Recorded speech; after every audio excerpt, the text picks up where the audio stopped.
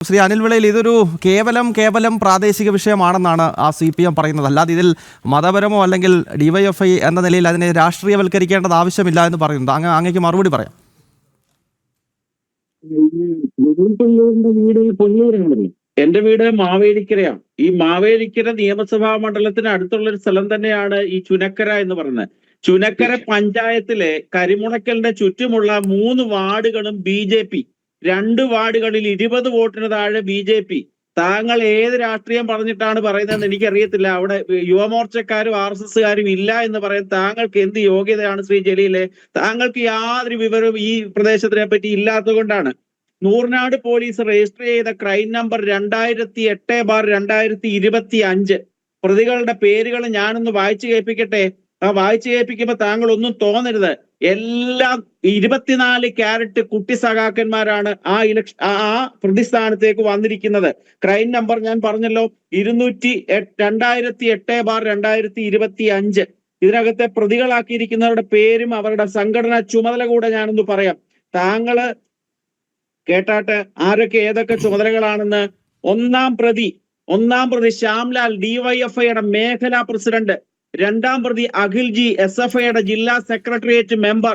3ാം പ്രതി ഷാബു, CPM കരിമുളയ്ക്കൽ വടക്ക് branch committee അംഗം. 4ാം പ്രതി ഹരി, SFI യൂണിറ്റ് പ്രസിഡന്റ്. 5ാം പ്രതി Sanu, DYFI Moscow unit president. 6ാം പ്രതി ശ്രീകുട്ടൻ, SFI ദേശാഭിമാനിയുടെ ഏജന്റ്. 7ാം പ്രതി ഷംനാസ്, DYFIയുടെ മോസ്കോ യൂണിറ്റ് സെക്രട്ടറി. 8ാം പ്രതി ധീരജ് രാജേന്ദ്രൻ, DYFI പ്രവർത്തകൻ. 9ാം പ്രതി വിഷ്ണു, DYFI മേഖലാ കമ്മിറ്റി അംഗം. താങ്കൾ പിന്നെ എന്താണ് ഈ പ്രസംഗിക്കുന്നത്? താങ്കൾ ഇന്ത്യൻ നാഷണൽ ലീഗാണ്. താനി 24 ക്യാരറ്റ് ഒരു വർഗീയ പാർട്ടിയുടെ പ്രതിനിധി വന്നിരുന്ന് വിശ്വ ഹിന്ദു പരിഷത്തിനെയും കെവിൻ പീറ്ററേയും പറയാനുള്ള യോഗ്യതയൊക്കെ താങ്കളുടെ ചരിത്ര പ്രസംഗമൊക്കെ താങ്കളുടെ കയ്യിൽ വെച്ചാൽ മതി. ചുക്കെന്ന് ചോദിക്കുമ്പോൾ ചുണ്ണാമ്പെന്നല്ല പറയേണ്ടത്. കേരളത്തിലെ കരിമുളയ്ക്കലെയും കോട്ടയം ജില്ലയിലെ പാത്താമുട്ടത്തെ കാര്യങ്ങളെ പറ്റി ചോദിക്കുമ്പോൾ ഉത്തർപ്രദേശിലെ കയ്യിലിരിപ്പ് കാരണം അടി ആർക്കെങ്കിലും കിട്ടിയിട്ടുണ്ടെങ്കിൽ അവരുടെ പ്രവൃത്തി കൊണ്ടായിരിക്കും. സ്വാഭാവികമായി പ്രദേശവാസികൾ ഏതെങ്കിലും പ്രതികരണം നടത്തിയിട്ടുണ്ട് എങ്കിൽ അത് കയ്യിലിരിപ്പ് കാരണം തന്നെയാണ് 101%. കാരണം ഈ ക്രൈസ്തവരായതുകൊണ്ട് എല്ലാ രീതിയിലും മതപരിവർത്തനം ചെയ്യാമെന്നുള്ള ഉദ്ദേശത്തോടു കൂടി ചെന്നാൽ കയ്യിലിരിപ്പ് കാരണം അടി കിട്ടുക തന്നെ ചെയ്യും. താങ്കൾക്ക് യാതൊരു നാണവും ഇല്ലല്ലോ. താങ്കൾ ഒരു മന്ത്രിസ്ഥാനത്തിന് വേണ്ടി ഒരു MLA ഉള്ള ഒരു പാർട്ടി ഇന്ത്യൻ നാഷണൽ ലീഗാണ്. പേരിൽ പോലും വർഗീയ പാർട്ടിയാണ്. മുസ്ലിം ലീഗിൽ നിന്ന് പിന്തിരിഞ്ഞു പോയിട്ടുള്ള, പിണങ്ങി മാറിയിട്ടുള്ള ഇന്ത്യൻ നാഷണൽ ലീഗിന്റെ പ്രതിനിധി വന്നിട്ട് വർഗീയതയെ പറ്റി പറയുന്നത് ഈ ചാരിത്ര പ്രസംഗം എന്ന് പറഞ്ഞൊരു പ്രസംഗമുണ്ട്. ആ പ്രസംഗത്തിന് സമാനമാണ്. ഞാൻ വിഷയത്തിലേക്ക് വരാം. കരിമുളയ്ക്കലിൽ നടന്നത് DYFI ആലോചിച്ചുറപ്പിച്ച് നടപ്പാക്കിയിട്ടുള്ള ഹീനമായിട്ടുള്ള ഒരു പ്രവൃത്തി തന്നെയായിരുന്നു. ഞാൻ വായിച്ചല്ലോ 10 പേരുടെയും പേര്. ചുനക്കര പഞ്ചായത്തിലെ റിസൾട്ട് താങ്കളൊന്ന് പരിശോധിച്ചു നോക്കണം. അവിടെ BJP ഉൾപ്പെടെയുള്ള പ്രസ്ഥാനങ്ങളുടെ ആ വളർച്ചയിൽ അസഹിഷ്ണുത പൂണ്ടിട്ടുള്ള വ്യക്തികൾ ഇതിനകത്തുണ്ട്. അവര് തനി തോന്നിയവാസമാണ്. നിരവധി ക്രിമിനൽ കേസുകളിലെ പ്രതിസ്ഥാനത്ത് നിൽക്കുന്ന വ്യക്തികളാണ്. 2 സഹോദരന്മാരുണ്ട്. അവരുടെ നേതൃത്വത്തിലാണ് ഇന്നലെ രാത്രിയിൽ ശുദ്ധ തോന്നിയവാസം കാണിച്ചത്. ഈ ജനം TVയിൽ ആദ്യം കാണിച്ചല്ലോ. കൊച്ചു കുഞ്ഞുങ്ങൾ പോലും, 4 വയസ്സും 7 വയസ്സുമുള്ള കൊച്ചു കുട്ടികൾ പോലും പേടിച്ചരണ്ട് രാത്രിയിൽ എത്ര ഭീകരമായ ആക്രമണമാണ്. താങ്കൾ അതിനെ അങ്ങ് ലഘൂകരിച്ചു. പാലക്കാട് ജില്ലയിലെ പുതുശ്ശേരിയിലെ DYFIക്കാർ CPMന്റെ ബാൻഡ് സംഘമായിട്ട് ഇറങ്ങി തോന്നിവാസം കാണിച്ചപ്പോൾ ആരോ പ്രതികരിച്ചപ്പോൾ ദിവസങ്ങളായി കേരള സമൂഹത്തിൽ ചർച്ച നടക്കുകയാണ്.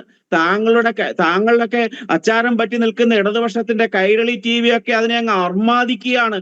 പക്ഷെ ഈ വിഷയം വന്നപ്പോഴോ അതാണ് ഇരട്ടത്താപ്പ് എന്ന് പറയുന്നതിന് മറ്റൊരു പര്യായ പദമില്ല. കേരളത്തിലെ CPM നേതൃത്വം നൽകുന്ന LDFുമാണ്. കോൺഗ്രസിനും ഇക്കാര്യത്തിലൊന്നും മാറി നിൽക്കാൻ സാധിക്കില്ല. കോൺഗ്രസിനെ സംബന്ധിച്ചിടത്തോളം കേരളത്തിൽ അവർക്കൊരു നയമുണ്ട്. കാരണം ഈ അവസാനത്തെ തുരുത്താണ്, കച്ചിത്തുരുമ്പ് മാത്രമാണ് കേരളം. അടുത്ത നിയമസഭാ തെരഞ്ഞെടുപ്പിൽ എങ്ങനെയെങ്കിലും ജയിച്ചിട്ട് അധികാരം നിലനിർത്തണം. അതിനുവേണ്ടി അവരെപ്പോഴും ക്രൈസ്തവരെയും മുസ്ലിങ്ങളെയും കൂട്ടുപിടിച്ചുകൊണ്ട് വർഗീയമായി ചിന്തിക്കുകയും പ്രവർത്തിക്കുകയും ചെയ്യും. ഉത്തരേന്ത്യയിലെ കോൺഗ്രസിന്റെ രാഷ്ട്രീയം ദേശീയതയ്ക്കനുസരിച്ച് ഹിന്ദുത്വ ബോധമാർന്ന പല പ്രവൃത്തികളും അവർ ഭാരതത്തിന്റെ വടക്കുകിഴക്കൻ സംസ്ഥാനങ്ങളിൽ ചെയ്യുന്നുണ്ട്. അവര് മതപരിവർത്തനത്തിന് എതിരാണ്. ഗ്രാമങ്ങളിൽ അവർക്ക് പ്രതികരിക്കാൻ ബുദ്ധിമുട്ടുണ്ട്. കേരളത്തിൽ കിടന്ന് ജൽപ്പനങ്ങൾ പറയുന്ന പോലും സാധിക്കില്ല. കേരളത്തിൽ എന്തു തോന്നിവാസവും കാണിക്കാം. പശുവിനെ പൊതുനിരത്തില് റിജിൽ മാക്കുറ്റി എന്ന് പറയുന്ന യൂത്ത് കോൺഗ്രസ് നേതാവ് 2017 മെയ് 27 കണ്ണൂരിലെ പൊതു സ്ഥലത്തിട്ട് ഒരു കാളക്കുട്ടിയെ വെട്ടിക്കൊല്ലുന്ന ഒരു കാഴ്ച കേരള സമൂഹം ഞെട്ടലോട് കണ്ടിട്ടുണ്ട്. ജലീൽ പുല്ലൂരെ, അതെങ്ങനെ ഇല്ലെന്ന് പറയാൻ നിൽക്കും? യൂത്ത് കോൺഗ്രസ്സുകാര് ഇടുക്കി ബിഷപ്പ് ഹൗസിലേക്ക് 2014 മെയ് 16 ബോംബ് എറിഞ്ഞിട്ടുണ്ട്. ഇത് ഉത്തരേന്ത്യയിലായിരുന്നെങ്കിലോ ഈ രണ്ട് സംഭവങ്ങള്, ഇതിനെ നമ്മളൊന്ന് റിവേഴ്സ് ഗിയറിലൊന്ന് ചിന്തിച്ചു നോക്കൂ, കേരളം കത്തുമായിരുന്നല്ലോ. പക്ഷേ ഒരു കാര്യമുണ്ട്, ഈ ഭാരതത്തിന്റെ ഭരണഘടനയുടെ മതേതരത്വം കൊണ്ടൊന്നുമല്ല ഈ തോന്നിവാസം. ഇവിടെ ഹിന്ദുവിന്റെ മതേതരത്വ ബോധം, സഹിഷ്ണുതയുള്ള ഒരു മതബോധമുള്ള ഒരു സംസ്കാരം ഭാരതത്തിലുള്ളത് കൊണ്ട് തന്നെയാണ്, ഹിന്ദു ഭൂരിപക്ഷമായതുകൊണ്ട് തന്നെയാണ്. താങ്കൾ ഒരു മുസ്ലിം മതവിശ്വാസിയാണല്ലോ. ലോകത്തേതെങ്കിലും മുസ്ലിം രാജ്യങ്ങളിൽ മതേതരത്വമുണ്ടോ ജലീൽ പുല്ലൂരെ? ഒരു രാജ്യത്തിന്റെ പേര് താങ്കൾ പറയൂ.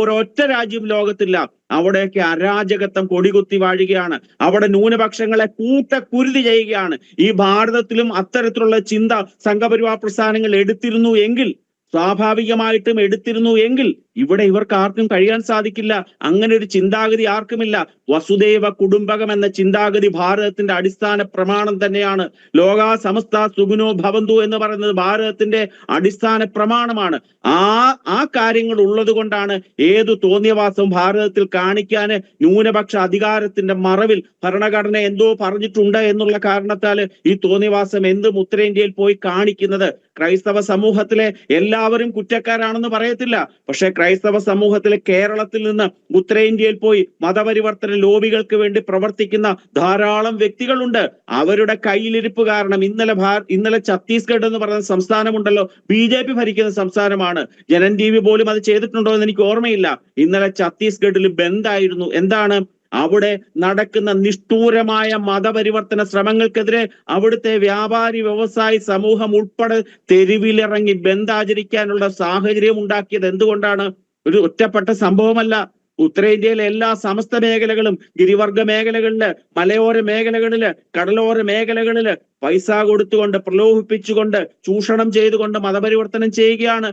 അതും ഒരു നരേറ്റീവിന്റെ ഭാഗമാണ് ഇതെല്ലാം തന്നെ. കേരളത്തിലും അത് തന്നെയാണ് നടക്കുന്നത്.